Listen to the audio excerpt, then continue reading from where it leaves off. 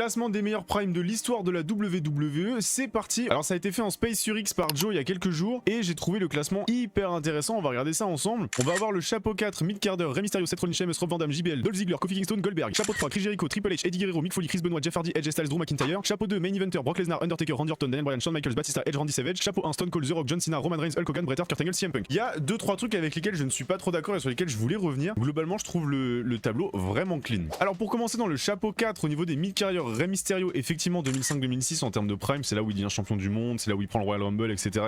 Mais il faut pas non plus réécrire l'histoire. À l'époque, il y a beaucoup de gens qui étaient pas forcément d'accord avec le fait qu'ils prennent le titre poids lourd. C'est évidemment une histoire de corpulence, etc. Bon, après, on est d'accord ou on n'est pas d'accord. C'est juste que sur le moment même, ça a fait beaucoup débat. Mais ça, faut le prendre en compte quand même quand on va juger un prime par rapport à l'attrait du public, etc. En chapeau 4, donc si vraiment on est dans la dernière catégorie, moi je le trouve quand même important de le laisser là parce que c'est un prime historiquement qui est important, le prime de Rey Mysterio, mais il n'y a pas de raison qu'il soit plus haut. Chapeau 4, c'est très bien. Seth Rollins 2020-2022, c'est pareil, c'est intéressant historiquement, mais ça n'a pas de plus-value par rapport au nom qu'on a derrière. Sheamus 2011-2012, c'est pareil. Rob Van Dam 2001-2002, c'est pareil. JBL 2004-2005, c'est pareil. Dolph Ziggler 2011-2014, c'est pareil. Bref, Kofi Kingston. Alors Kofi Kingston, on peut en débattre du 2009-2011 parce que c'est pas un prime très intéressant, mais j'en ai parlé justement dans les commentaires de mon post où justement j'expliquais que Kofi Kingston, à cette époque-là, 2009-2011, c'est un des rares représentants afro du roster et c'est hyper important d'avoir au moins un représentant afro important dans la mid-card pour une grosse communauté des fans de catch quoi. Donc je peux comprendre qu'on le mette ici, même si en termes de contenu pur, c'est pas incroyable et qu'il a pas forcément sa place